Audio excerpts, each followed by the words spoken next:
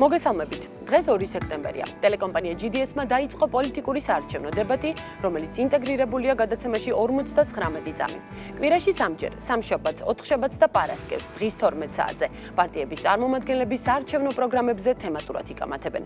მაყურებელი კი რეკავს და ირჩევს მისთვის მისაღებ პროგრამულ პრიორიტეტებს. მე ეკა ადეიშვილი ვარ. დღეს პოლიტიკოსებთან ერთად ქვეყნის საგარეო პოლიტიკაზე ვისაუბრებთ. როგორ ურთიერთობას გეგმავენ საარჩევნო სუბიექტები მეზობელ სახელმწიფოებთან? რა ნაბიჯები უნდა გადაიდგას ევროპასთან პარტნიორული ურთიერთობების გასაღრმავებლად? რას მიიჩნევენ მთავარ საფრთხედ საქართველოსთვის და როგორი საგარეო პოლიტიკით აპირებენ პარტიები ქვეყნის უსაფრთხოების დაცვას? გადაცემაში 59 წამი არჩევნები 2016 ვსაუბრობთ პარტიების საგარეო პოლიტიკის პრიორიტეტებზე. დებატების წესები უცვლელია. საარჩევნო სუბიექტების წარმომადგენლები ჩემ მიერ დასმულ კითხვებს 59 წამში პასუხობენ, ერთმანეთს უსმენენ და არ აწყვეტინებენ. ყველა სტუმარს ეძლევა თანაბარი დრო პარტიების პროგრამული პრიორიტეტების წარსადგენად და ოპონენტების გასაკრიტიკებლად. შეგახსენებთ, რომ გადაცემის მოსმენა GDS-ის გარდა შეგიძლიათ რადიო უცნობის ტალღაზეც FM 98-სა და 1-ზე. მაყურებელს და რადიო მსმენელს კი საშუალება აქვს მონაწილეობა მიიღოს ინტერაქტიულ გამოკითხვაში და მხარი დაუჭიროს მისთვის მისაღებ პროგრამას. რომელი პარტიის საგარეო პოლიტიკას უჭერთ მხარს? თუ მხარს უჭერთ საარჩევნო სუბიექტის ნინო ბურჯანაძე დემოკრატიული მოძრაობა საგარეო პოლიტიკას, დარეკეთ ნომერზე 0800-111. პარტიის პოზიციებს გადაცემაში 59 წამი გიორგი ახვლედიანი დაიცავს. თუ უსუფაშვილი რესპუბლიკელების საგარეო პოლიტიკას ემხრობით, დარეკეთ ნომერზე 0800-112. პარტიას გადაცემაში ლევან ბერძენიშვილი წარმოადგენს. თუ თქვენთვის მისაღებია პარტიის დავით თევზაძეს საქართველოს მშვიდობისთვის საგარეო პოლიტიკის პრიორიტეტები, დარეკეთ ნომერზე 0800-113. საარჩევნო სუბიექტის პროგრამას დავით თევზაძე გაგაცნობთ. თუ საარჩევნო სუბიექტის ქართული ოცნება დემოკრატიული საქართველოს საგარეო კურსი და ხედვა მოგწონთ, დარეკეთ ნომერზე 0800-114. პარტიის პროგრამას გადაცემაში 59 წამი ბექა ნაცრიშვილი წარმოადგენს. საარჩევნო ბლოკს პაატა ბურჭულაძე სახელმწიფო ხალხისთვის მამუკა კუდავა წარმოადგენს. თუ თქვენთვის მათი საგარეო პოლიტიკა უფრო მისაღებია, დარეკეთ ნომერზე 0800-115. ხოლო თუ სხვა პარტიის საგარეო პროგრამას ანიჭებთ უპირატესობას, ან არჩევანი ჯერ არ გაგიკეთებიათ, დარეკეთ ნომერზე 0800-116. აქვე მაყურებელს შევახსენებთ, რომ ნაციონალური მოძრაობა აგრძელებს ბოიკოტის რეჟიმს ტელეკომპანია GDS-ის მიმართ. ახლა თითოეულ სტუმარს აქვს 59 წამი იმისთვის, რომ მაყურებელს გააცნოს პარტიის ზოგადი ხედვა საგარეო პოლიტიკასთან დაკავშირებით. ბატონო გიორგი, ვიწყებთ თქვენით. 59 წამი გაქვთ. დიდი მადლობა მოწვევისთვის, მივესალმები მაყურებელს. საზოგადოებამ ძალიან კარგად იცის, რომ დემოკრატიულმა მოძრაობამ 2 თვის წინ გააცნო საზოგადოებას ძალიან მნიშვნელოვანი ინიციატივა საქართველოს საგარეო პოლიტიკური რეალობების განსაზღვრის თვალსაჩინო. ეს შეთავაზება იყო უპირველეს ყოვლისა საქართველოს საზოგადოების მიმართ, ქვეყნის მოქალაქეების მიმართ.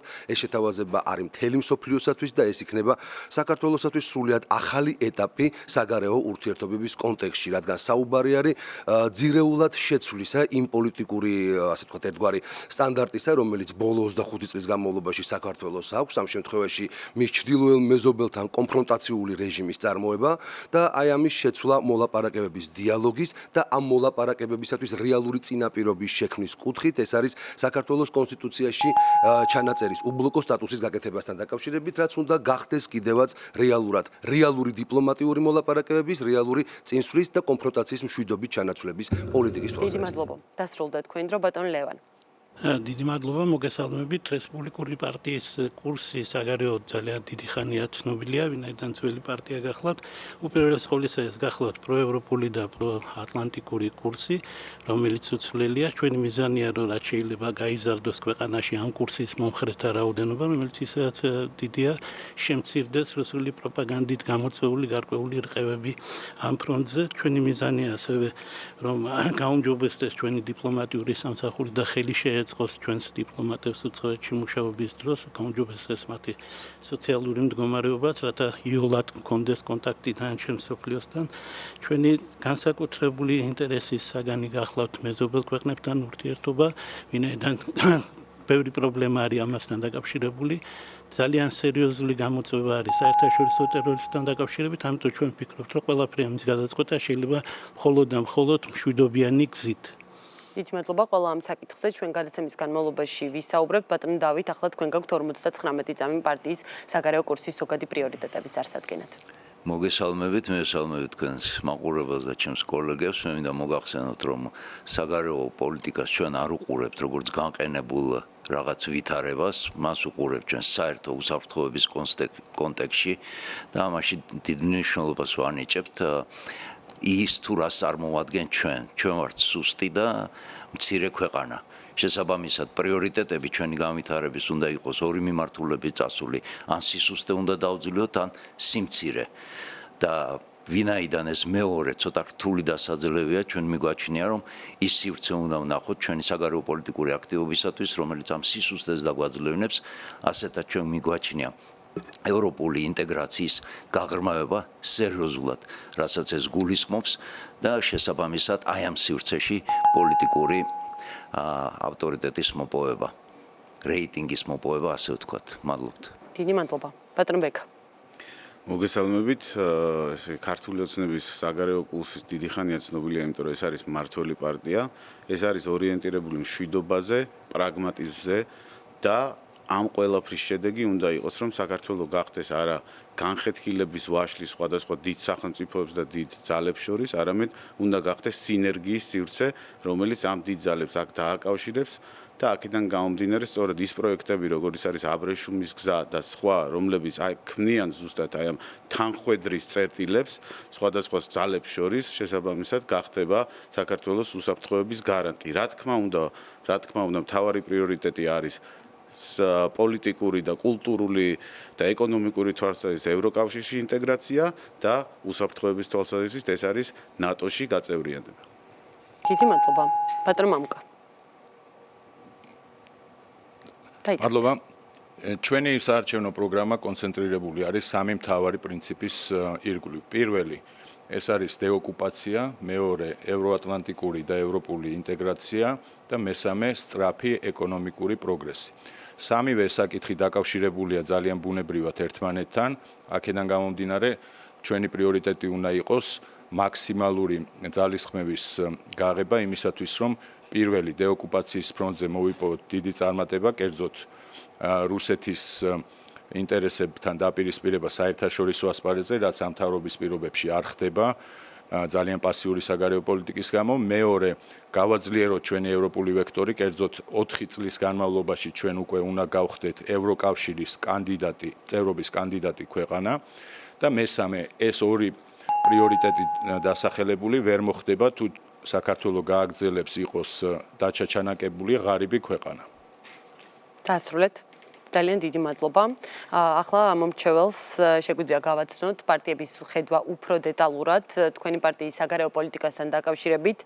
პირველი საკითხი ბატონ ლევან დავიწყებთ თქვენით. ხელისუფლებაში მოსვლის შემთხვევაში როგორი იქნება თქვენი პარტიის საგარეო პოლიტიკური კურსი მეზობელი ქვეყნების მიმართ? 1.59 წამი გაქვთ. უპირველეს ყოვლისა მინდა ხაზი გაუსვა, რომ პირველი პრინციპი, რომელიც უნდა იყოს ნებისმიერ პოლიტიკაში, ჩვენ საგარეო პოლიტიკაში, მათ შორის სამეზობლო პოლიტიკაში, ეს გახლავთ მშვიდობიანი განვითარება მხოლოდ დიალოგის გზით ძებნა პრობლემების გადაწყვეტის. მოგეხსენება, ჩვენ ვართ ძალიან რთულ რეგიონში, ძნელია ყველა მეზობელთან კეთილმეზობლური ურთიერთობის შენარჩუნება, თუმცა ჩვენ ეს უნდა ვცადოთ. გარდა ამისა, მოგეხსენებათ, რომ რეგიონში ფაქტორი არის აგრესორი ქვეყანა, რომელსაც ოკუპირებული აქვს საქართველოს ტერიტორიის ნაწილი, ეს ქვეყანა ამით არ ჩერდება და აპირებს საქართველოს აქციოს გარკვეულ პლაცდარმად არა მარტო შავი ზღვის აუზში, არამედ საერთოდ ევრაზიის კონტინენტზე თავისი სამხედრო პოლიტიკური და ეკონომიკური მიზნების განსახორციელებლად, რასაც ყველანაირად უნდა ხელი შეუშალოთ იმ თვალსაზრისით, რომ დავიხმაროთ მეზობლების და საერთაშორისო ურთიერთობა, გავაღრმავოთ ურთიერთობა სტრატეგიულ პარტნიორებთან, განსაკუთრებით აზერბაიჯანთან, სომხეთთან და თურქეთთან. დიდი მადლობა. ბატონო დავით. იქიდან გამომდინარე, რაც მე წინა გამოსვლაში თქვი, ბუნებრივად გამოდის ის საგარეო პოლიტიკური კურსი, რომელიც მეზობლების მიმართ უნდა იყოს განვითარებული. ეს გახლავთ პირველ რიგში სამხრეთ კავკასია უნდა იქცეს ხანგრძლივი და მყარი მშვიდობის რეგიონად და ჩვენ უნდა გარკვეულწილად შევძლოთ ის, რომ აი ამას ან მხარი დაუჭიროთ, ან ინიციატივა გამოვიჩინოთ იმ დაგვარად, რომ შევკრათ სამხრეთ კავკასიური რეგიონი, როგორც შესაძლო სივრცე მშვიდობიანი განვითარებისა.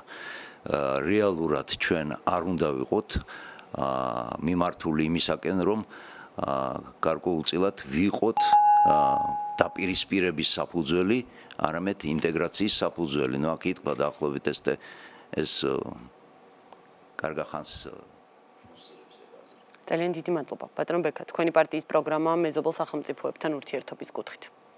რა თქმა უნდა, პარტიის პროგრამაში ეს უშუალოდ არ აისახება არც ერთ ქვეყანაში მეზობელ სახელმწიფოებთან ურთიერთობა, მაგრამ ზოგადად ხედვა მდგომარეობს ისევ და ისევ იმაში, რომ გატარდეს მაქსიმალურად პრაგმატული პოლიტიკა რუსეთთან, რომელიც არის ამ შემთხვევაში ოკუპანტი საქართველოს ტერიტორიების და შესაბამისად მაქსიმალურად გაღრმავდეს ურთიერთობები სხვა პარტნიორ ქვეყნებთან, როგორც არის თურქეთი, სომხეთი, აზერბაიჯანი და როგორც ბატონმა დავითმა ახსენა, შესაძლებლობების ფარგლებში, ანუ გრძელვადიან პერსპექტივაში მოხდეს უფრო მეტი ინტეგრაცია კავკასიის რეგიონის, უფრო ესეთი მყარი უსაფრთხოების სისტემის ჩამოყალიბება, რომელიც გარკვეული თვალსაზრისით შეიძლება გახდეს რუსეთის დამაბალანსებელი.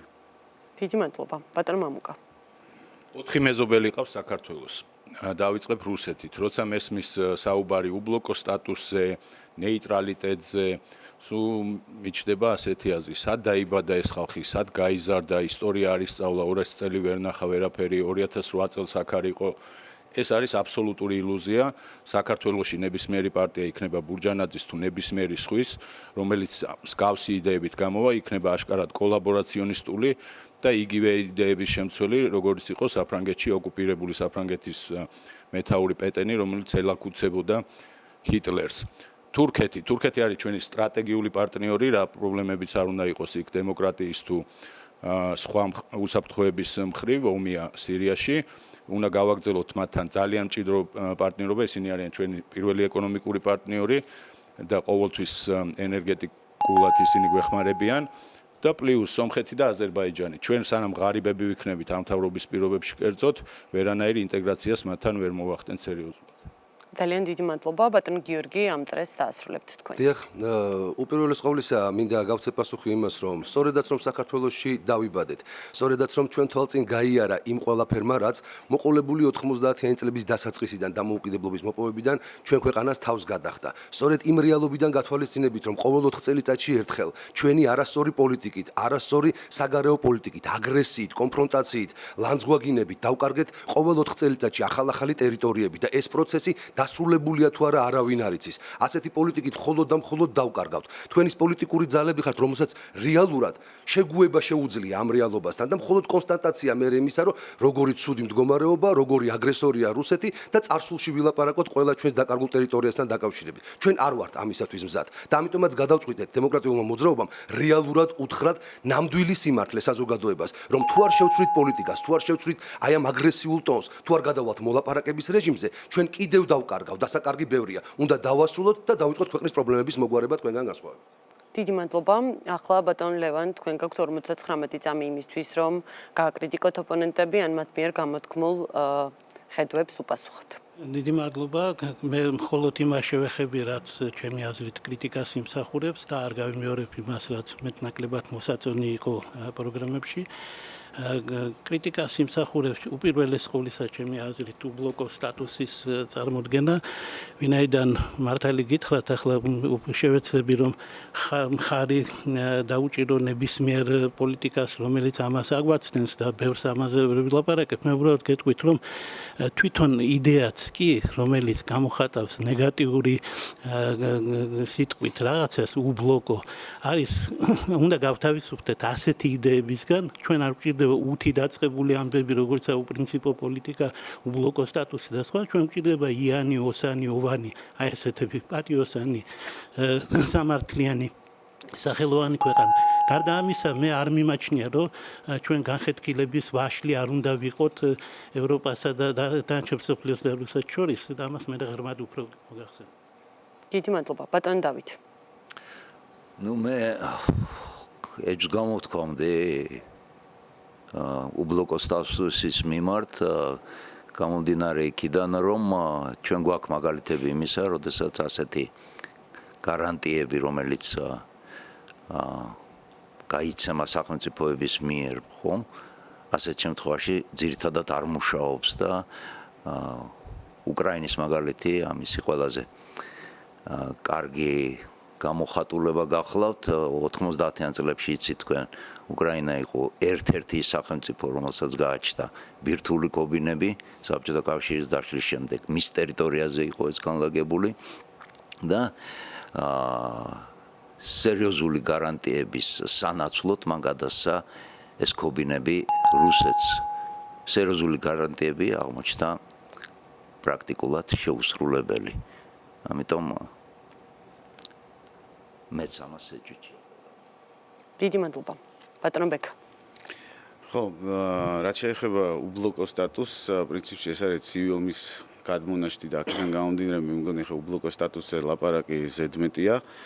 იმიტომ რომ ამის გარანტიებს უბლოკოობას ზოგადად ნეიტრალიტეტს და ასე შემდეგ ჭირდება აბსოლუტურად ყველა ქვეყნის მხრიდან, ყველა ძალის მხრიდან გარკვეული გარანტიები, რომელ გარანტიასაც ჩვენ ვერ მოგცემს, გამომდინარე იქიდან რომ რუსეთი არის ამ შემთხვევაში განსაკუთრებით რუსეთზე ვსაუბრობ, ამ შემთხვევაში არის ძალიან ისეთი არამდგრადი, ესე იგი მეზობელი და პარტნიორი ამ შემთხვევაში, აქედან გამომდინარე, აქედან უბლოკოობაზე საუბარი ცოტა ზედმეტია. რეალობას არის უბრალოდ მოკლებული, მაგრამ რაც შეეხება თავარ გამოწვევას, ესე იგი ეს არის უბრალოდ ის რომ თავი დავაღწიოთ აი არსებულ რიტორიკას, რომელიც იყო 9 წლის განმავლობაში და შესაბამისად უფრო პრაგმატული პოლიტიკა ვაწარმოოთ, რომ თავიდან ავიცილოთ ომი და ის პროცესები, რომლებიც დესტაბილიზაციას გამოიწვევს არა მარტო ჩვენ და დასრულდა თქვენი დრო. დიდი მადლობა. ბატონო მამუკა. დიპლომატია არ ნიშნავს კაპიტულაციას, დიპლომატია არ ნიშნავს კოლაბორაციონიზმს, დიპლომატიას აქვს თავისი პრინციპები, რომელზეც იგება შემდეგ ჩვენი ქმედებები. საქართველოს დღევანდელი ხელისუფლება სამწუხაროდ ამას ივიწყებს. დიახაც რუსეთთან საჭიროა როგორც მტერთან რუსეთს ვახსენებ ოდიში და პუტინს არა, იმიტომ რომ პუტინი თურმე არ ყოფილა მტერი, იმიტომ რომ ადამიანია და არ შეიძლება მასზე მტრის თქმა უკაცრავად. მაგრამ თავარი რაც უნდა იყოს რუსეთთან პრაგმატული, კი ბატონო, მაგრამ პრინციპებზე დაფუძნებული. დიპლომატია, რომელიც ითვალისწინებს საქართველოს საგარეო პოლიტიკის აქტიურობას და არა ისეთ პასიურ პოზიციას, როგორც დღესა გვაქვს, პლუს ამას უნდა დავამატოთ ისიც, რომ საქართველოს უბლოკო სტატუსი საერთოდ ილუზიების და მითების საქმე, ეს არის რუსული ნარატივი, რუსული წინადადება, რომელსაც იმეორებენ საქართველოში, ჩვენ გვჭირდება ევროატლანტიკური ინტეგრაცია და სწრაფი ეკონომიკური ზრდა, რის გარეშეც დაჩაჩანაკებული ქვეყანა ვერ მიაღწევს საწადელს.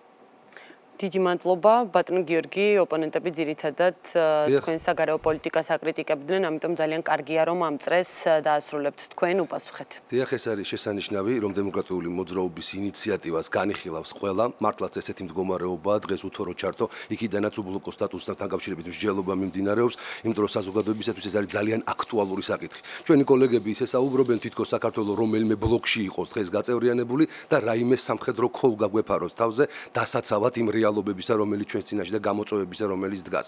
არა ბატონებო, არავითარი ბლოკის წევრები ჩვენ არა ვართ და არავითარი ნატოს წევრობის პერსპექტივა საქართველოს წინაშე არ დგას. ეს არის რეალობა, თქვენ ძალიან კარგად იცით და უნდა მოიკრიფოთ ძალა იმისათვის, რომ საზოგადოებას უთხრათ სიმართლე. კაპიტულაცია და კოლაბორაციონალიზმი ის იყო ბატონო, რომელსაც თქვენი ხელისუფლების, ყოფილი ხელისუფლების ასე ვთქვათ, აქტიური საერთაშორისო პოლიტიკით, აგრესიული, ომზე და ძალადობაზე ორიენტირებული პოლიტიკით მიიყვანეთ ქვეყანა კიდევ უამრავი ტერიტორიის დაკარგვამდე და შესაბამისად მერე კიდე როგორც გიყვართ ხოლმე თქვა ბაბაიასი დარბოდით დოლარი დატენილი ჩემოდნებით ბაბაიას საძახებლად ბორისოვთან აი ეს იყო რეალობა რომელიც ჩვენ უნდა შევძლებთ. ძალიან დიდი მადლობა.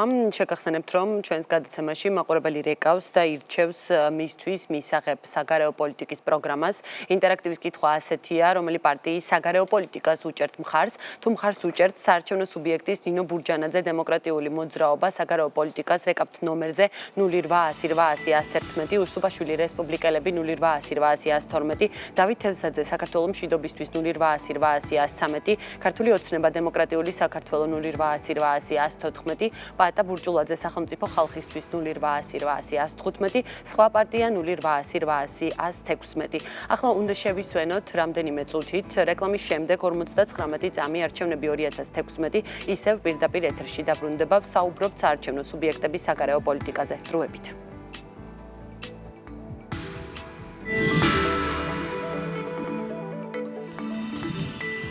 ეთერშია საარჩევნო დებატი, რომელიც ინტეგრირებულია გადაცემაში 59 წამი. საუბრობთ საარჩევნო სუბიექტების საგარეო პოლიტიკაზე და გადავდივართ მეორე საკითხზე. ბატონ დავით, უნდა დავიწყოთ თქვენით.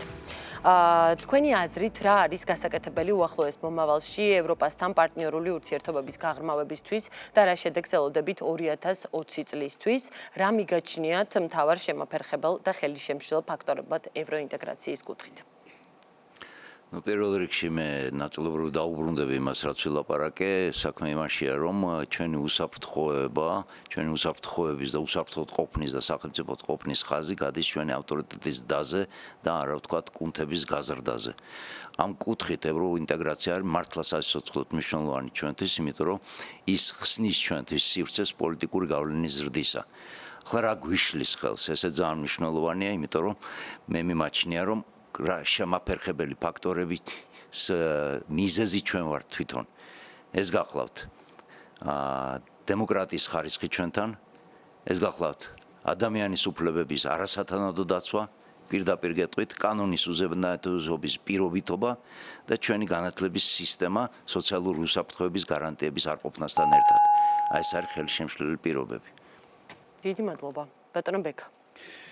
ხო, რაც შეეხება ევროპასთან ინტეგრაციას, ჯერ ვიტყვი რა უნდა გაკეთდეს და ეს კეთდება უკვე, ეს არის რაც ბატონმა დავითმა გაამახვილა ყურადღება ყველა ამ პარამეტრით, რაც არის კანონის უზენაესობა, ანგარიშვალდებულება, გამოხატვის თავისუფლება, სოციალური უსაფრთხოება და ასე შემდეგ, ბევრი რამ გაკეთდა ქვეყანაში, ამას მოწმობს აბსოლუტურად ნებისმიერი ადამიანი, რომელსაც აქვს უბრალოდ სურვილი ამის დანახვის, გარდა თქვა საერთაშორისო ორგანიზაციებისა და რეიტინგებისა, რომლებიც თქვათ აქვეყნებენ ამა თუ იმ შედეგებს.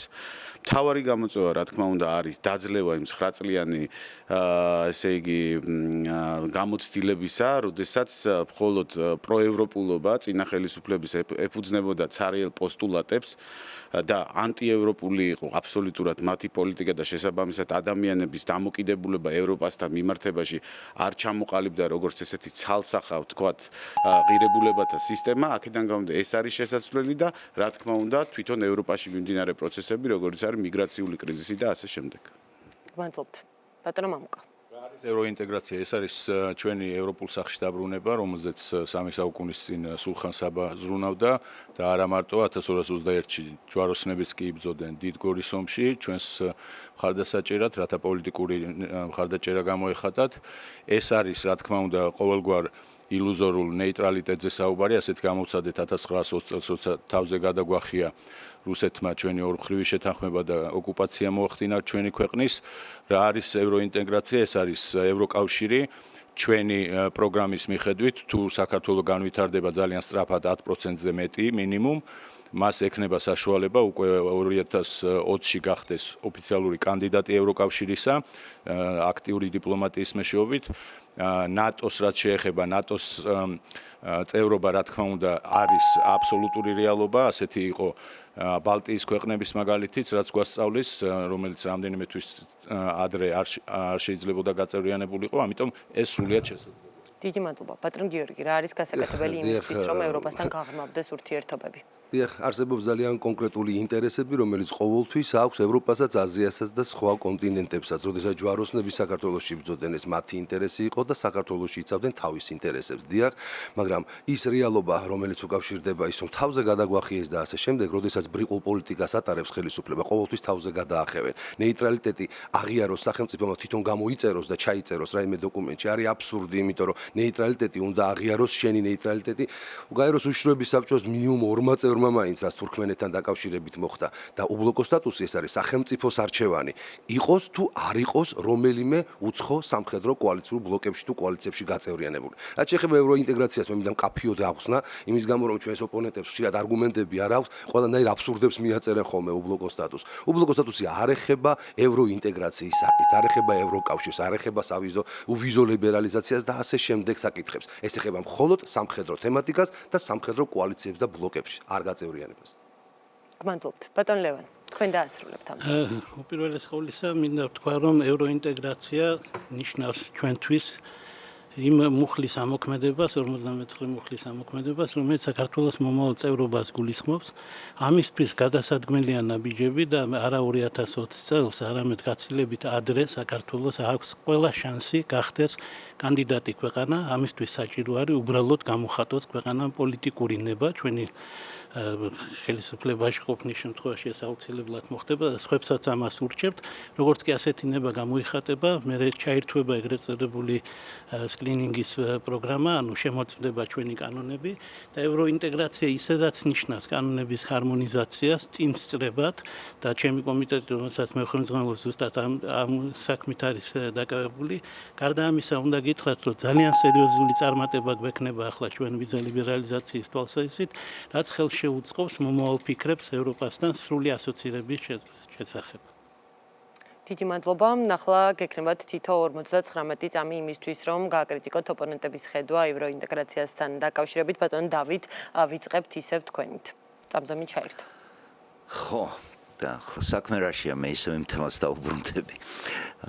პოლიტიკური გავლენის და არსებობს არაჩვეულებრივი მაგალითი ეს გახლავთ თავად მცირე ქვეყნები ევროპაში და მათი პოლიტიკური გავლენა.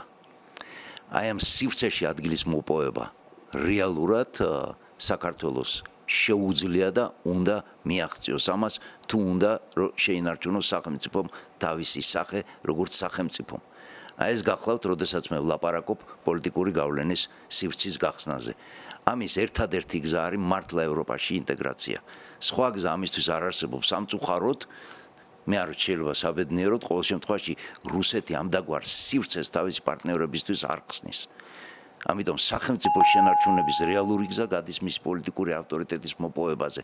დღეს ჩვენ ამ სიტუაციაში ვართ. დიდი მადლობა. ბატონ ბექა. თქვენ გაქვთ 59 წამი რომ უპასუხოთ ოპონენტების კრიტიკას და თავადაც იმავე მიზნით გამოიყენოთ ეს დრო. კრიტიკა ჩემს მიმართ თუ ჩვენი პოზიციის მიმართ არ გამიგია, მაგრამ რაც შეეხება რა თქმა უნდა ევროპაში ინტეგრაციას ეს არის მთავარი მიზანი, საბოლოო ჯამში ამ მიმართულებით მივდივართ. ამ საკითხის დაყენება შეიძლება რა თქმა უნდა ხვალაც, მაგრამ შესაბამისად უნდა იყოს შემზადებული აბსოლუტურად გარემოებები, რომლებიც წარმატებით დაასრულებს ამ პროცესს, იმიტომ რომ ასე არ არის, ხო? ბულგარეთის, რუმინეთის არ იყვნენ მაღალგანვითარებული ქვეყნები, რომლებიც გახდნენ ევროკავშირის წევრი და აქედან გამომდინარე ეს იყო პოლიტიკური გადაწყვეტილება.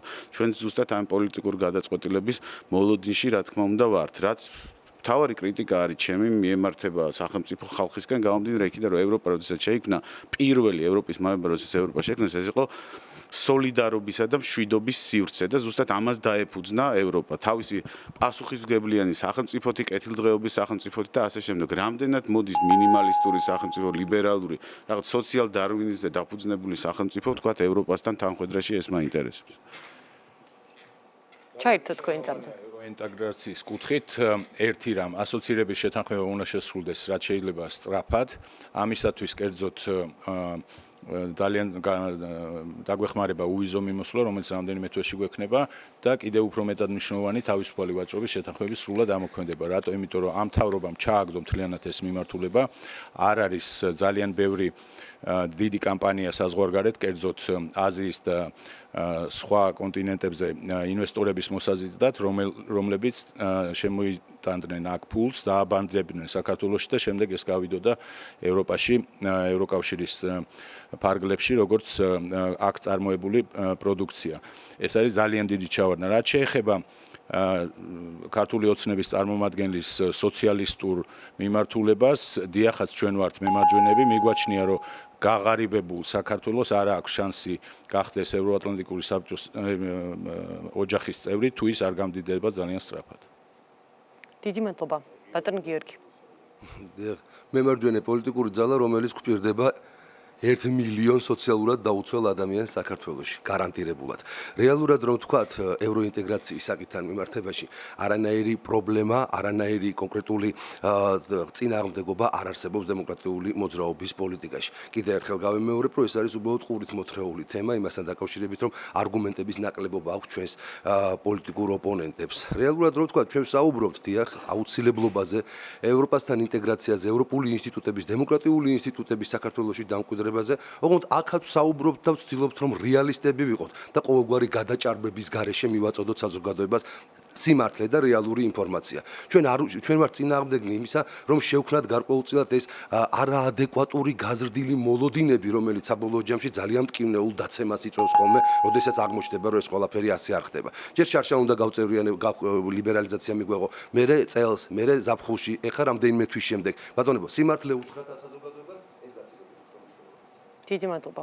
ბატონ ლევან, ამ საკითხზე ბოლო 59 წამით ხუთ რიცხვში, ანუ მაზეკ ევროპარლამენტის ლიბეს კომიტეტი კენჭს უყრის საქართველოსთვის ვიზა ლიბერალიზაციის მინიჭების საკითხს და ამით ევროპარლამენტში იწყება ის პროცესი, უკვე კენჭისყრების პროცესი, ასე რომ ეს თვეების მერე და წლების მერე არ არის. შარშან არ იყო მოსალოდნელი ვიზა ლიბერალიზაცია, მხოლოდ წელს იყო მოსალოდნელი, ეს არ არის სწორი ინფორმაცია. რაც შეეხება იმას, რომ ძირითადი მე გითხარით ჩვენთვის არის სწრაფად გავხდეთ კანდიდატი ქვეყანა, მაგრამ გარდა ამისა, ჩვენ რა თქმა უნდა ფართოდ უნდა ვისარგებლოთ იმით, რაც უკვე გვაქვს ასოცირების ხელშეკრულებით, ყველა ქართველ ბიზნესმენს, რომელიც არის მცირე და საშუალო ბიზნესის წარმოადგენელი და ჭირდება ასეთი ტიპის დახმარება, რესპუბლიკური პარტია მოუძებნის პარტნიორს ევროპაში. ჩვენ ამის ყველანაირი საშუალება გვაქვს, ამისთვის მომზადებული ვართ. გარდა ამისა, ჩვენ უნდა ვისარგებლოთ იმ პროგრამებით, რომელიც უკვე არის გამოცხადებული, მაგალითად ჰორიზონტი 2020, საინვესტიციო ფონდი და სხვა. ძალიან დიდი მადლობა. გადავდივართ მესამე საკითხზე. ბატონ ბექა, ამ წრეს ვიწყებთ თქვენგან. რა არის საქართველოს უსაფრთხოების მთავარი გარანტიები თქვენი პარტიის ხელისუფლებაში კიდევ ერთხელ მოსვლის შემთხვევაში, როგორი პროგრამა გექნებათ, როგორ პოლიტიკას გაატარებთ, რომ საქართველოს უსაფრთხოება მაქსიმალურად იყოს დაცული და რა მიგაჩნიათ ქვეყნის მთავარ საგარეო საფრთხედ?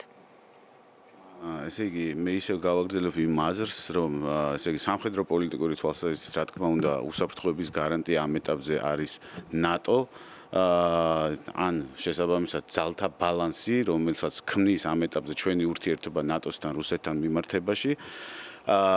რაც შეეხება პოლიტიკურ ინტეგრაციას, კულტურულ საგანმანათლებლო და ასე შემდეგ ეკონომიკურს, ეს არის ევროკავშირი, იმიტომ რომ სხვა შემთხვევაში ჩვენ კონკურენტუნარიანები ვერ გავხდებით, ევროკავშირი არის გარკვეული თვალსაზრისით ზუსტად ამ კონკურენტუნარიანობის ერთადერთი გარანტი და ზუსტად ეს კონკურენტუნარიანობა, როგორც მაღალ ტექნოლოგიური ეკონომიკის, როგორც საცხოვრებლად ძალიან მიმზიდველი გარემოსი საქართველოსი არის ჩვენი უსაფრთხოების გარანტი.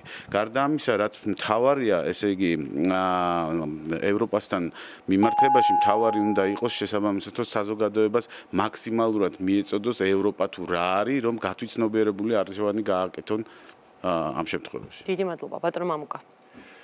საქართველოს უსაფრთხოების მთავარი გარანტია არის ორი რამ. პირველი, ძალიან აქტიური, პროაქტიული, დადებითად აგრესიული დიპლომატია საზღვარგარეთ, რაც ქართულმა ოცნებამ საერთოდ ვერ განახორციელა და ის ერთგვარად უფრთხის ეგრეთ წოდებულ გაშავებას რუსეთისა საერთაშორისო ორგანიზაციებში და ასპარეზზე, რაც არის ძალიან ცუდი, იმიტომ რომ ჩვენი საკითხი ჩაჩოჩდა უკან და არავის ახსენდება და მეორე, ეს არის თავდაცვის უნარიანობის გაზრდა.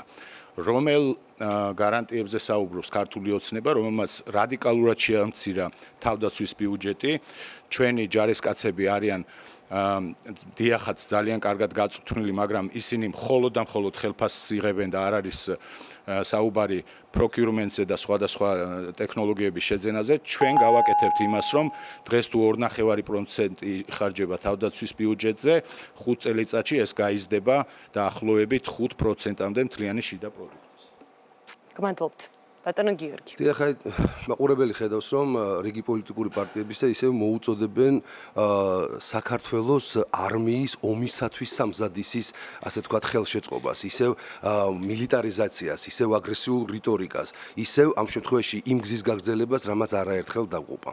აი ეს არის სწორედ ყველაზე მნიშვნელოვანი პრობლემა დღეს ქართული პოლიტიკის და სახელმწიფოს უსაფრთხოების საკითხის. ჩვენი ბეცი პოლიტიკა იმასთან დაკავშირებით, რომ თვლით, რომ ისევ აგრესიული, ისევ მილიტარისტული რიტორიკით, ისევ თავდასხმით კონფრონტაციით შეიძლება რაიმე პრობლემა მოვაგვაროთ ჩვენი ქვეყნის წინაშე მდგომი. არა ბატონებო, ამითი პრობლემები არ გვარდება, ამითი პრობლემები ჩვენს ქვეყანას მხოლოდ და მხოლოდ ეზდება, იმიტომ რომ ყველა ამ კონფრონტაციაში, იგივე ჩვენს ჩრდილოელ მეზობელთან, ძალიან სერიოზულ აგრესორთან მხოლოდ საქართველოს დაზარალდა. ამიტომ დროა გამოვიყენოთ და მოვიხმოთ ჭკუა იმისათვის, რომ დიპლომატიით ჩავანაცვლოთ კონფრონტაცია, მშვიდობა ვაშენოთ ომის მაგივრად, იმიტომ რომ რეალურად დავალაგოთ ქვეყანა. დიდი მადლობა ბატონ ლევან. მთავარი საგარეო საფრთხე და უსაფრთხოების გარანტიები. მთავარი საგარეო საფრთხე საქართველოსთვის არის ოკუპაცია, გასაგებია ეს არის ჩვენი ისტორიაც, ეს არის ჩვენი სამწუხაროდ აწყვეტ და თუ არ მოვიქცევით გონივრულად, ეს შეიძლება იყოს ჩვენი მომავალიც.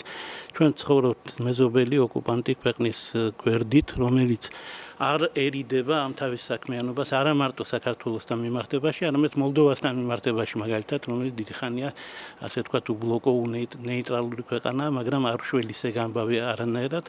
გარდა ამისა, მინდა გითხრათ, რომ ნატოში ინტეგრაცია ეს არ არის მხოლოდ სამხედრო კავშირი, ჯერ ერთი ეს სამშვიდობო კავშირია, მერე ეს არ არის სამხედრო, ეს არის იდეოლოგიური და რაც თავარია დემოკრატიული ტიპის კავშირი, რომელიც ითხოვს ადამიანის უფლებების კანონის უზენაესობის და სხვადასხვა სისტემების ძალიან მაღალ დონეზე აყვანას. მე მაგალითად ვფიქრობ, რომ საქართველოში სანამ ნატომ სრულუფლებიანი წევრი გავხდებით და ჩვენ გავხდებით აუცილებლად, მანამდე შეიძლება სხვანაირადაც მოგვარდეს საკითხები. გმადლობთ ბატონ დავით, ამ წრეს დაასრულებთ. ხო, სამწუხაროდ ეს მილიტარისტული რიტორიკა, ახლა შეიძლება გაგიკვირდეთ, მეც არ მომწონს, ახლა აქ ცდომებთან ის უპირატესობა გამაჩნია, რომ ზედმიწევნით კარგად ვიცი ის თემა, რომელზედაც თქვენ ცდილობდით გემსჯელად. დღევანდელი ჩვენი გარანტია გახლავთ სერიოზულად, ეს არის ჭკვიანური დიპლომატია. სხვა საშუალება დღეს ამ წუთში საქართველოს არ აქვს.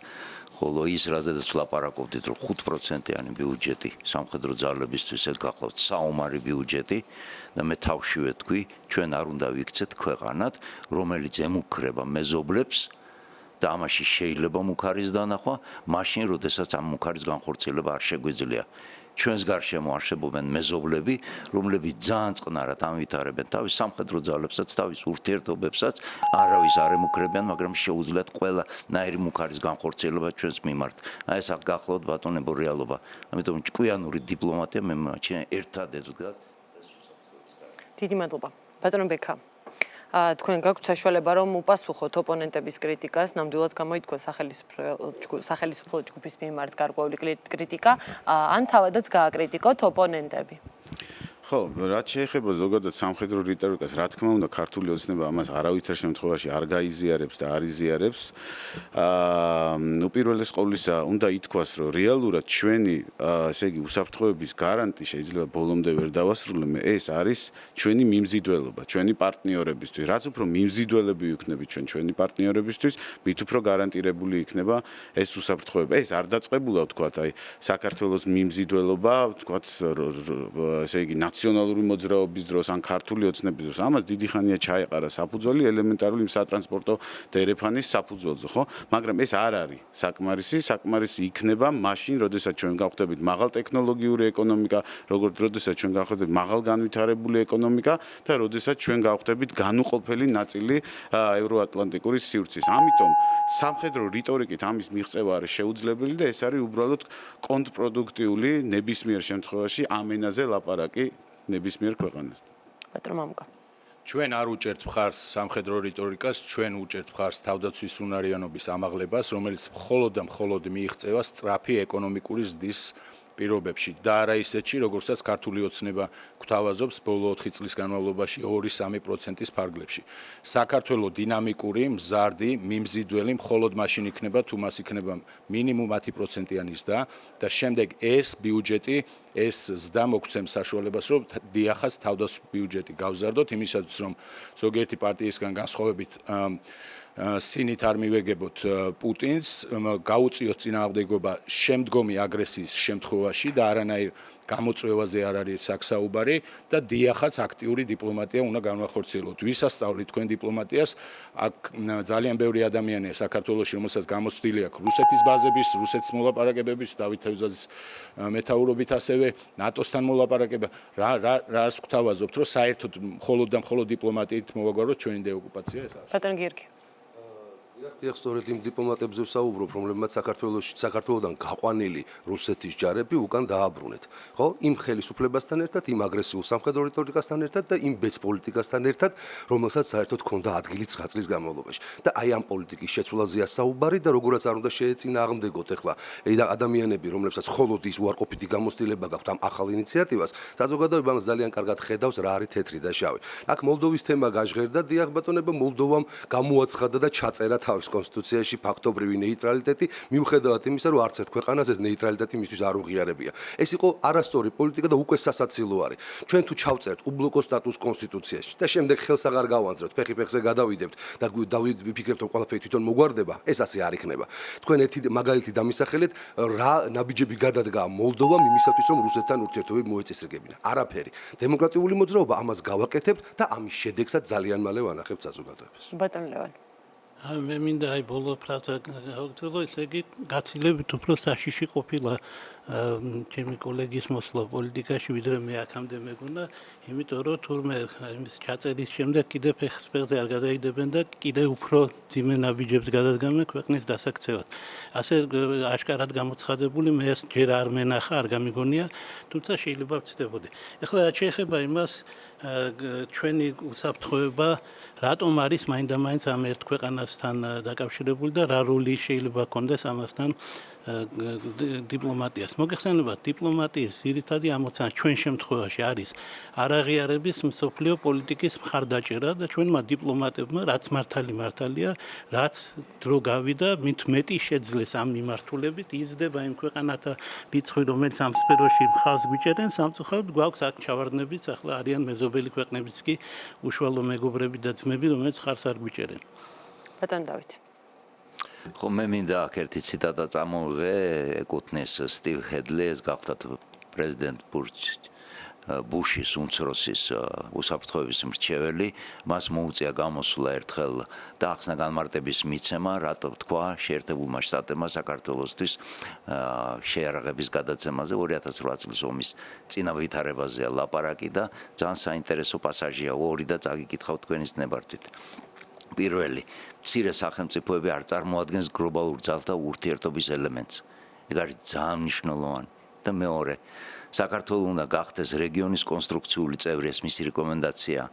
ქვეყანამ უნდა შეწყვიტოს ცივი ომის დროინდელი ძალთა დაყოფაზე ფიქრი და საკუთარ დემოკრატიაზე, ეკონომიურ წარმატებასა და რეგიონში სტაბილურობის შენარჩუნებაზე იზრუნოს. აი ეს გახლავთ ბატონო, ის რასაც ფიქრობენ ჩვენი პარტნიორები. და ჩვენ თუ ამის საწინააღმდეგოდ ვივლით, იმათაც დავკარგავთ.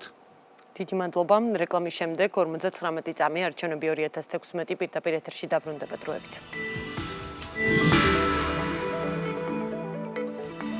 საარჩევნო დებატს, რომელიც ინტეგრირებულია გადაცემაში 59 წამი, საუბრობთ პარტიების საგარეო ხედვებზე და გადავდივართ მეორე საკითხზე. ამ შემთხვევაში ვიწყებთ ბატონო მამუკა თქვენით. თქვენი პარტია როგორ გეგმავს საქართველოს როლისა და პრესტიჟის საერთაშორისო ურთიერთობებში გაღრმავებას? რას გააკეთებთ გარესამყაროს წინაშე საქართველოს გეოპოლიტიკური, ეკონომიკური და კულტურული პოტენციალის უკეთ წარმოსაჩენად და როგორ ჩართავთ საქართველოს ამ საერთაშორისო პროექტებში აქტიურად ჩართვისთვის რას გააკეთებთ? ჩვენი გეგმით საქართველოს შეიძლება გახდეს მიმზიდველი და პოპულარული მსოფლიოში მხოლოდ შემდეგ შემთხვევებში. პირველი იყოს მეტი თავისუფლება, როგორც დემოკრატიის მხრივ, ასევე ეკონომიკის. კერძოდ საქართველოს უნდა გახდეს ნომერ პირველი ქვეყანა გადასახადების სიმცირის თვალსაზრისით. როცა ვინმე შევა ინტერნეტში და Google-ში აკრიფავს ყველაზე მიმზიდველი ბიზნეს გარემო სად არის, უნდა ამოაგდოს საქართველო. ამისათვის საჭირო რამდენიმე გადასახადის გაუქმება, თუმცა ეს ასევე ითვალისწინებს იმას, რომ საქართველოს ხელისუფლება უნდა დაეხმაროს არა 9 მილიონს, არამედ 1 მილიონს სოციალურად გაჭირებულს, სანამ სიმდიდრე არ დაგროვდება და ჩვენი სწრაფი განვითარება კი პროგრამის მიხედვით არის 10-15%.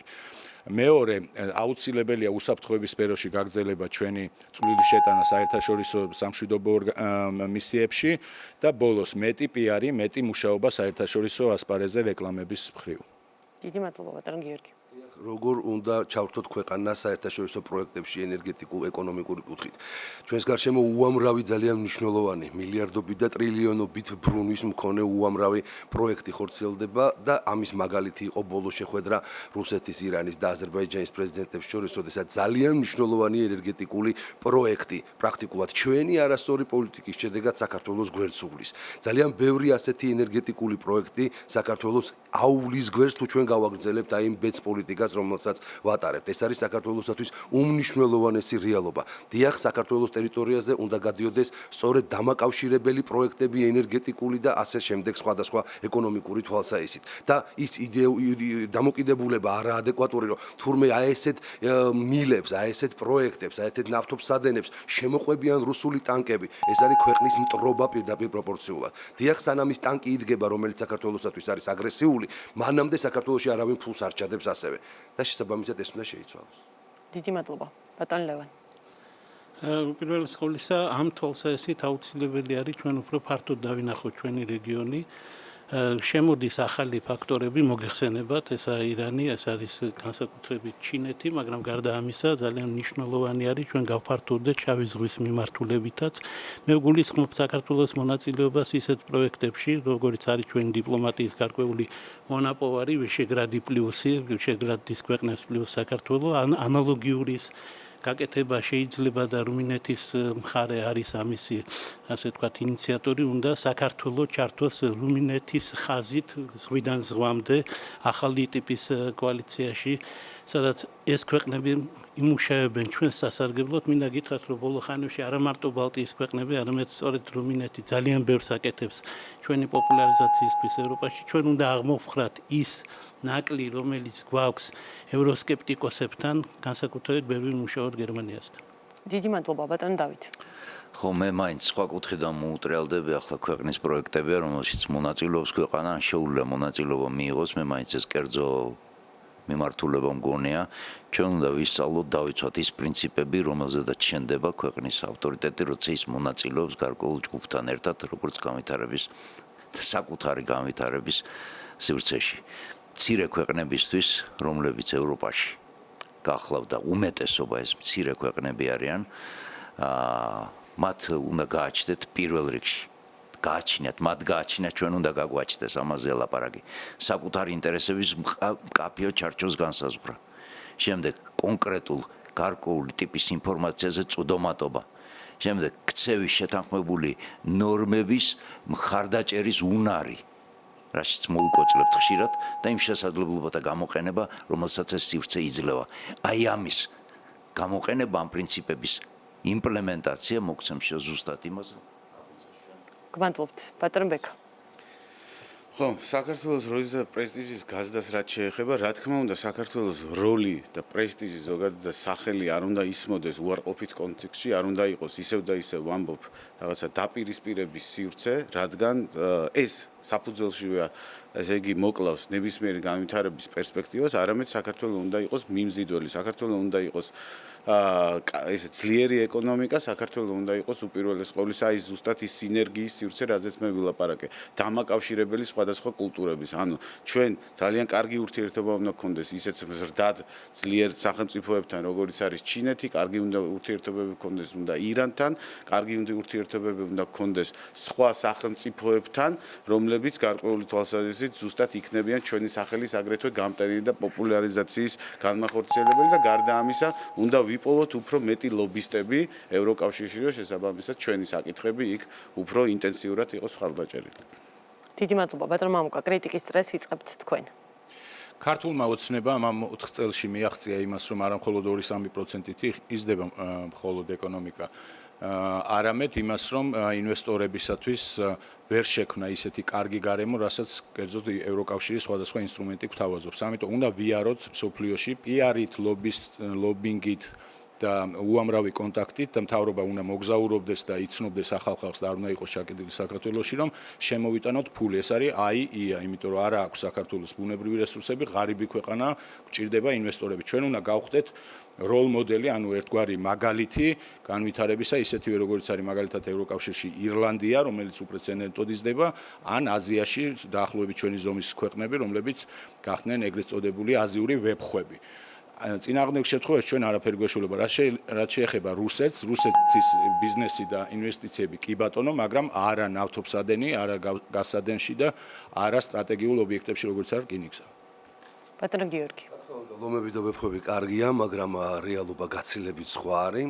რეალურად რომ ვთქვათ, საქართველოში არანაირი რეალური ინვესტიციის განხორციელება არ არის შესაძლებელი. რეალურ ინვესტიციაზე ვლაპარაკობ, რომელსაც შეუძლია ჩვენი ეკონომიკა 9-10%-ზე აიყვანოს შესაბამისად იმის გამო, რომ კიდევ ერთხელ ვამბობ, საქართველო არ არის სტაბილური ქვეყანა, საქართველო არ არის მშვიდობის გარემოში მყოფი ქვეყანა. საქართველოში დგას აფხაზეთსა და ცხინვალის რეგიონში ოკუპანტი ქვეყნის ჩვენდამი აგრესიულად განწყობილი სამხედრო ბაზები, რომელთა მიმართებაში ჩვენც აგრესიული განწყობა გვაქვს და არავინ არ ფიქრობს ამ მდგომარეობის შეცვლას. სანამ საქართველოში ესეთი რეალობა იქნება, არავინ მილიონებს, ათეულობით და ასეულობით მილიონს საქართველოში არ შემოიტანს და დანარჩენზე საუბარი უბრალოდ ზედმეტია, იმიტომ რომ როდესაც არსებობს პერსპექტივა მუდმივი კონფლიქტის, მუდმივი აფეთქების, მუდმივი ომის წამოწყების და ის გამოცდილება, რაც 2008-ში ვნახეთ, როგორ დაზარალდნენ უცხოური ინვესტორები, არავინ ამას არ გააკეთებს. ამიტომ ეს უნდა შევცვალოთ.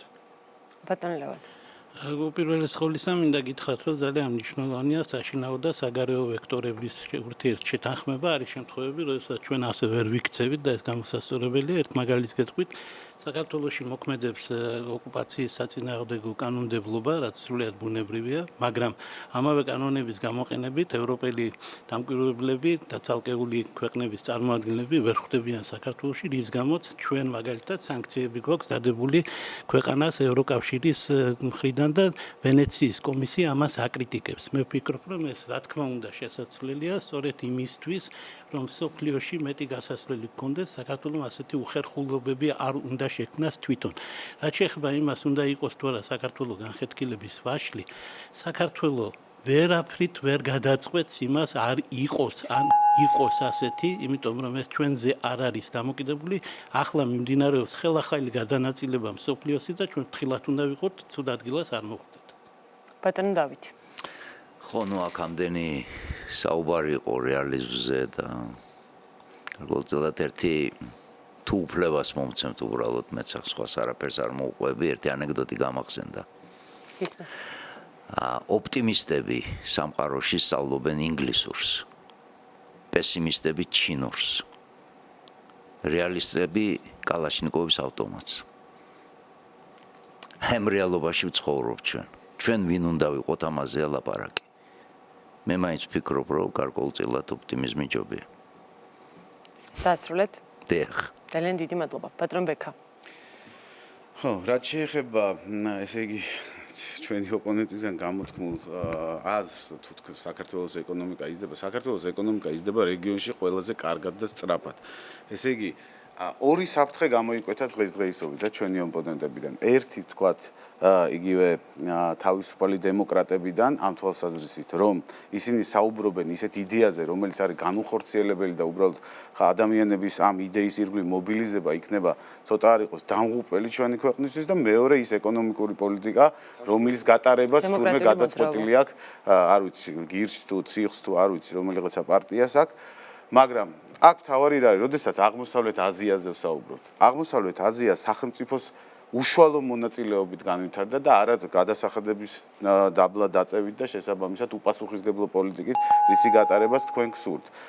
მაგალითად, აბრეშუმის გზის ფორუმი, რომელიც ყოველ წელიწად ჩატარდება, ერთ-ერთია ზუსტად ქართული ოცნების მიერ გატარებული პოლიტიკისა, რომელიც ზუსტად აი ამ სინერგიის ეფექტის მომცემი იქნება. ძალიან დიდი მადლობა. დასრულდა თქვენი დრო. ახლა იწყება გადაცემის ბოლო ნაწილი და თითოეულ თქვენგანს ექნება 2:59 წამი იმისთვის, რომ გადაცემის მიმდინარეობისას ოპონენტების მხრიდან გამოთქმულ კრიტიკას უპასუხოს და საგარეო პოლიტიკით დაინტერესებულ ამომრჩეველს უთხრას, რატომ უნდა მისცეს ხმა თქვენ პარტიას. ბატონ გიორგი, ამ წრეს ვიწყებთ თქვენით. საუბარია დემოკრატიულ მოძრაობაზე და არა სხვა პარტიაზე და ჩვენი იდეა ნამდვილად არ არის განუხორციელებელი, ნამდვილად არ არის უტოპიური, ეს არის ის რეალობა, რომელიც სრულიად შეცვლის არსებულ პოლიტიკას, რომელმაც 25 წლის განმავლობაში საქართველოს არაფერი მოუტანა სასარგებლო და მხოლოდ დააზარალა, დააზიანა, დააკუცმაცა და ამ პროცესს წერტილი უნდა დაესვას. ეს არის საქართველოს ჩვენი ინიციატივა, საქართველო გახდეს უბლოკო სტატუსის სახელმწიფო და ეს ჩაიწეროს კონსტიტუციაში. დიახ, ჩვენ როდესაც საუბრობთ, რომ ამის შემდეგ სრულიადაც არ ვაპირებთ გაჩერებას და ფეხი-ფეხზე გადადებას, ეს საშიში რამ კი არ არის ბატონო. ეს საშიში კი არ არის და ეს კიდევ რამეს კი არ დაღუპავს. პირიქით, ჩვენ დემოკრატიული მოძრაობა უბლოკო სტატუსის შემოღებას სწორედ იმისთვისაც ვარაუდობთ, რომ საქართველო გახდეს რეალურად საქართველოსთვის შეიქმნას წინაპირობა რეალურად მოლაპარაკებების კუთხით შედეგებს მივაღწიოთ იგივე რუსეთთან, რომელთანაც გვაქვს უზარმაზარი პრობლემები მოსაგვარებელი. ყველამ კარგად დავინახეთ, აი სულხან საბა ახსენა ბატონო მამუკა. დიახ, სულხან საბა როგორც ჩამოვიდა ხელმოცარული ევროპიდან 300 წლის წინ სამწუხაროდ ისე ჩამოდიხართ უკვე ამდენი წელიწადია იქიდან. ყოველ სამიტზე, ნატოს სამიტზე, მხოლოდ იმაზეა ფიქრი, როგორ მოუგონოთ საქართველოს ახალ-ახალი, ასე ვთქვათ, კამფეტები პირში ჩასაჩრები, რომ როგორმე დავაწყნაროთ, რომ მორიგ სამიტზე კიდე არავინ არც მაპს არ მოგცემს და მით უმეტეს გაწევრიანებაზე არ იქნება საუბარი. ასე გაგრძელდება მუდმივად. ხან ასპირანტებს დაგვარქმევენ, ხან ესე ვქია მაპისზე უკეთეს მოგცემენ, ხან მაპი რო აღარ გჭირდება, ისეც მოგცემენ, ხან მოკლედ რითი მოგვატყუებენ და ხან რითი ასე ვთქვათ გაგვაჩუმებენ. ეს უნდა დასრულდეს. აი ამ პოლიტიკის დასრულებაზეა საუბარი და პარალელურ რეჟიმში ეს ყველაფერი აგრესიულ დამოკიდებულებას იწვევს იმ ქვეყანას და რომელთანაც მოსაგვარებელი გვაქვს პრობლემები და არავის არ მოუგვარებია პრობლემა დიალოგის გარეშე გაცილებით ძლიერ სახელმწიფოსთან. ამიტომაც უნდა დავიწყოთ ამ მიმართულებაზე ზრუნვა და როდესაც საუბრობთ უბლოკო სტატუსზე, მე მაქვს კიდე ერთი წუთი. არა. კარგით. დიდი მადლობა, ბატონ ლევან. უპირველეს ყოვლისა მინდა გითხრათ, რომ ჩვენ რესპუბლიკელები გულშემატკივრობთ მაგალითად პარლამენტის როლის გაძლიერებას საგარეო პოლიტიკის სფეროში. მოგეხსენებათ, ბოლო ხანებში პარლამენტის როლი დაკნინდა და შემცირდა ამ მიმართულებით. ადრე ელჩებს მაინც ვამტკიცებდით, ახლა ესეც კი არ ხდება და ჩვენი ელჩები არ სარგებლობენ ასე ვთქვათ საპარლამენტო მხარდაჭერით, რაც ძალიან უცნაურია, რატომ მოხდა ეს ცვლილება ვერ გეტყვით.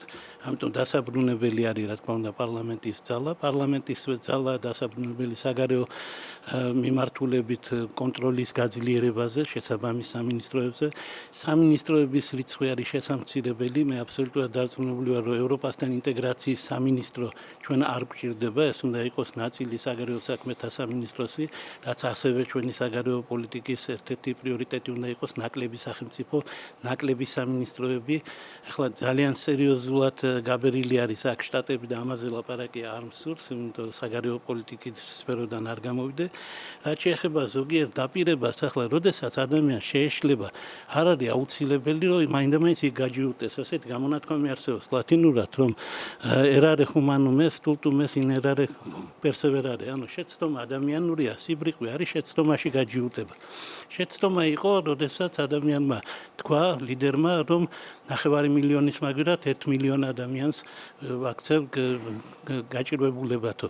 პირიქით უნდა იყოს ის 9 მილიონის შემცირება არის მაგალითად ჩვენი რესპუბლიკელების პროგრამის ნაწილი და რაც შეიძლება ნაკლები უნდა იყოს ადამიანი, ვისაც ეს ჭირდება, შემწეობა ჭირდება. გასაგებია რომ მათ კარგი რაღაცის თქმა უნდათ, მაგრამ მოგეხსენებათ ეს ყოველთვის ასე არ ხერხდება ხოლმე, ბევრი ასეთი კურიოზი ყოფილა. და კიდევ ერთი, ბრექსიტის შემდეგ ევროპაში სკეპტიციზმა იმატა და ჩვენ უნდა გადავდგათ ნაბიჯები, რომ ეს თავიდან ავიცილოთ. დიდი მადლობა, ბატონ დავით. სიამოვნებით ჩვენ დრო დაუთმეთ იმას, რომ ჩვენი ინტეგრაცია ევროპაში არის. მე ერთი შემთხვევა მახსენდება, ერთ-ერთ კონფერენციას ვესწრებოდი, სადაც ასეთი არაჩვეულებრივი შედარება, იმ კონფერენციაზე იყო მოთელვა თემისა, რა სახე უნდა მიეღო ევროპულ იმ გაერთიანებას, რომელზედაც ჩვენ დღეს ვლაპარაკობ და მე ერთგან ვახსენე, ასეთი შედარება მოიტანა ერთმა, რომ ევროპა გახლავთ ქუჩა, სადაც დგას სახლები, რომელსაც ყველას თავისი ფასადი აქვს. აი ამ ქუჩაზე ჩვენ უნდა მოვახერხოთ, ჩავდგათ ჩვენი სახლი, რომელსაც ჩვენი ფასადი აქვს. ანუ იმ ქუჩაზე ჩვენ ქცევის წესებს თუ დავიცავთ, იმის წევრები ვიქნებით, რა თქმა უნდა. მაგრამ აბა შეხედეთ რა ფასადი გვაქვს ჩვენ. ანუ ევროპისთვის მიმზიდველი ფასადი გვაქვს თუ არა? ამაზეა ლაპარაკი და გადავხედოთ ჩვენ ყოფას. ხელს უწყობს ის თუ არა ამას. და მე დაუბრუნდები იმავე ვეტერანების პრობლემას, რომელიც შეიძლება ყველას აწუხებს და ზოგს აწუხებს იმდენად, რომ არც უნდა ამის გაგება. რაში მდგომარეობს ეს პრობლემა? შეხედეთ ევროპული სტანდარტი ვეტერანებისადმი მოქცევის რას ნიშნავს და შეადარეთ ჩვენს ვეტერანებს, როდესაც ერთ-ერთი ორდენის კავალერი მიწისქვეშა გადასასვლელში ზის. ეს ერთი გახლავთ. მე წეღან ვახსენე მოჩვენებითობა დემოკრატიის. საარჩევნო პროცესი რეალურად ჩაფიქრებულია იმისათვის, რომ ხელისუფლების ცვლა უზრუნველყოს პერიოდულად. ჩვენთან 65 წლის მანძილზე საარჩევნო პროცესი გადაიქცა ბიზნესის სახეობად. აბა რა სახით შევდივარ ჩვენ ევროპაში? ამიტომ ლაპარაკობთ, როცა გვინდა ევროპაში შესვლა, ჩვენ უნდა გვინდოდეს პირველ რიგში ყველა ამ პრობლემის დაძლევა, რომელიც ჩვენ სახეს აფუჭებს. და როცა ჩვენი სახლი ჩაიდგმევა იმ ქუჩაზე, სადაც უნდა მივიდეთ, ხო? ის შესახედად საცქერლად ლამაზი უნდა იყოს. აი ეს გახლავთ ჩვენი მიდგომა ამ საკითხისადმი. ძალიან დიდი მადლობა, ბატონ ბექა, თქვენს გაქვთ 2:59 წამი ბოლო ამ გადაცემაში. ზოგადად მინდა ხო ვისაუბრო, ზოგადად როგორ გვესმის ჩვენ ევროპა. ევროპა უპირველეს ყოვლისა ეს არის ღირებულებათა სისტემა, ეს არის სივრცე, ეს არის უბრალოდ ორგანიზაცია, როგორც ზოგიერთებს გონია და როგორც ნაციონალურ მოძრაობას გონია, რომ არის რაღაცა NGO ევროპა, სადაც შეხვალდა შესაბამისად დარჩები იქ, ეს არის უპირველეს ყოვლისა ღირებულებათა სისტემა, რომელიც ეფუძნება სოლიდარობას, რომელიც ეფუძნება მშვიდობას, რომელიც ეფუძნება კეთილდღეობას, რომელიც ეფუძნება მდგრად განვითარებას და ასე შემდეგ. აქედან გამომდინარე, ზუსტად ეს ღირებულებები უნდა გადაითარგმნოს და ეს არის ქართული ოცნების მიზანი, ზუსტად ეს ღირებულებები უკვე გადაითარგმნოს პრაქტიკულ პოლიტიკაში, იმ რეფორმებში, რომელიც ტარდება. ზუსტად ამ რეფორმების შედეგია პირდაპირ გითხრათ, რომ ესე იგი უმუშევრობა შემცირდა საქართველოში, თუ იყო მაგალითად 15%, ის გახდა ესე იგი 12% 2012 წლისთვის. ზუსტად ამის შედეგია, რომ სიღარიბე შემცირდა საქართველოში, თუ იყო მაგალითად 2012 წელს 42%, ეხლა არის 32%.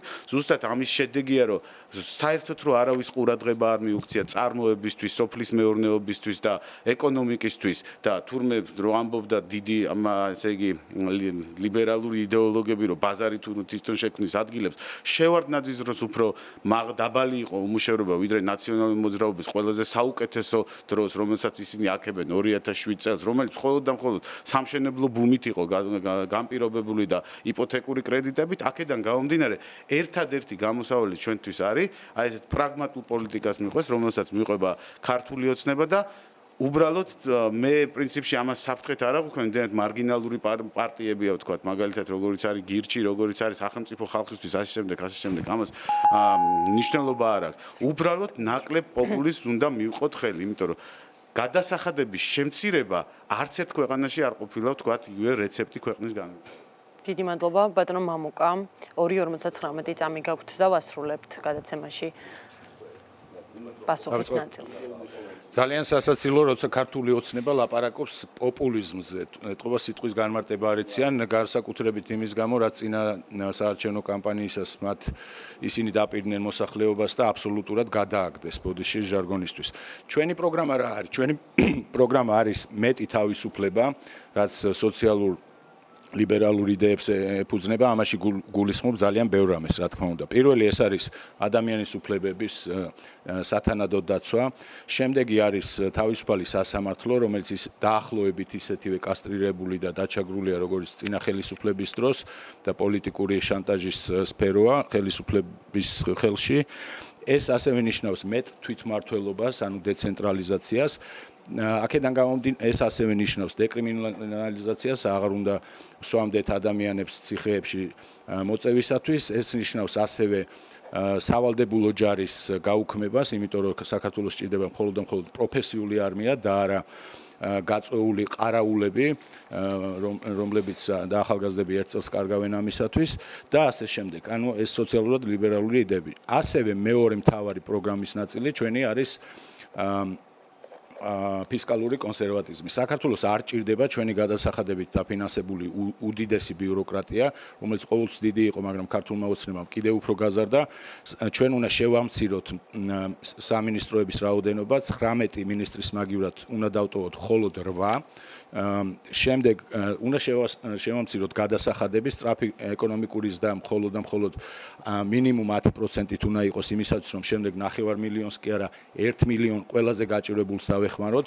დღეს თუ 10%-ს ეხმარება ყველაზე გაჭირებულს მთავრობა, უნდა დავეხმაროთ 20, 30, იმიტომ რომ დაახლოებით იგივენაირად არიან გაჭირებულები და ბოლოს დიდი ინფრასტრუქტურული პროექტების განხორციელება, რომელიც ოცნებას მხოლოდ დღეს გაახსენდა.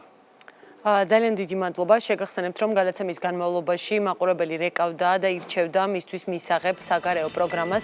შემოვიდა 16,000-ზე მეტი ზარი და პარტიებს შორის პროცენტები ასე გადანაწილდა. ნინო ბურჯანაძე, დემოკრატიული მოძრაობა 2%, უსუფაშვილი რესპუბლიკელები 33%, დავით თევზაძე საქართველოს მშვიდობისთვის 3%, ქართული ოცნება დემოკრატიული საქართველო ასევე 3%, პაატა ბურჭულაძე სახელმწიფო ხალხისთვის 59%, სხვა პარტია 0%. დიდი მადლობა სტუმრებს გადაცემაში მონაწილეობისთვის. 59 წამი არჩევნები 2016 პირდაპირ ეთერში დაბრუნდება სამშაბათს დღის 12 საათზე. მანამდე კი ტრადიციულად შევხვდებით კვირას საღამოს 9 საათზე გადაცემაში 59 წამი. ნახვამდის.